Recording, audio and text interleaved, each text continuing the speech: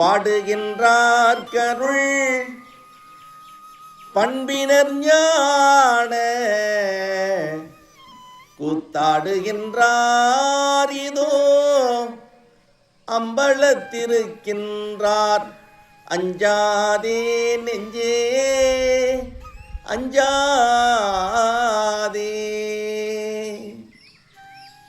பாடுகின்றார்க்கு அன்பர்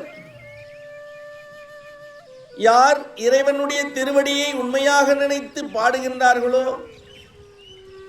அவருடைய அன்பிலே இறைவன் இருக்கின்றார். அவர்கள் பண்புடையவர்கள் என்று வள்ளல் பெருமான் குறிப்பிடுகிறார்.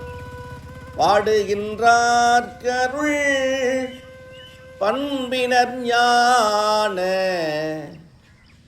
ஞானம் என்பது பண்பால் விளையும். ஞானம்னா கொட்டை கட்டிக்கிட்டாரு, ஞானம்னா பட்டை போட்டுக்கிட்டாரு, ஞானம்னா ஒரு திருமணம் அணிஞ்சுக்கிட்டாரு, நாமம் போட்டுக்கிட்டாரு, இதெல்லாம் ஞானவான் கிடையாது.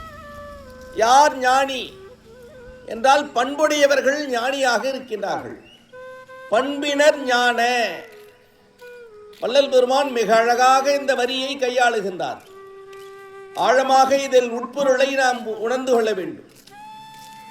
பாடுகின்றார் கருள் பண்பினர் ஞான.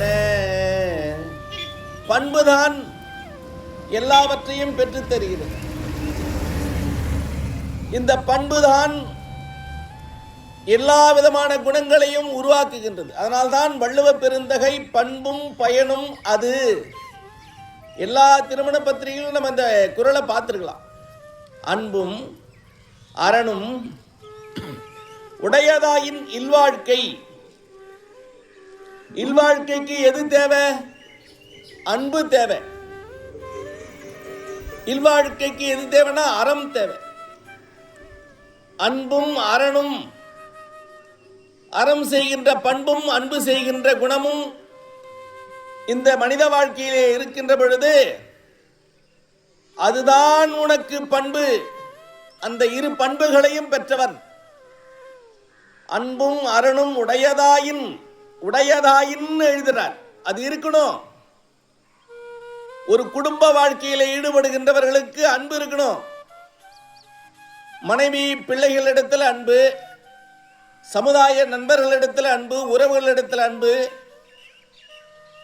இது இருந்த பொழுதிலும் இரண்டாவதாக அறம் செய்கின்ற பண்பு இருக்கணும். அன்பும் அரணும் உடையதாயின் இல்வாழ்க்கை, அதுதான் நீ பெற்ற பண்பு. இந்த இரு பண்புகளையும் நீ பெற்றிருந்தால் பயனும் அது. பயன் உனக்கு அதுவாகவே வரும். யாரிடத்தில் அன்பு இருக்கின்றதோ அவன் பயன் பெறுவான். நெல்லு விதைக்கிறோம், நெல்லு மூட்டை வருது இல்ல, அது போன்று அன்பை நாம விதைக்கணும், அறத்தை நாம தர்மத்தை விதைக்கணும். இந்த அன்பும் அரணும் இருந்தா உனக்கு பயன் தானா வரும். பண்பும் பயனும் அது. அப்ப பயனாக இருக்கின்றது. அப்ப இல்லறத்தானுடைய கடமை இந்த இரு குணங்களிலும் இருக்கின்றது.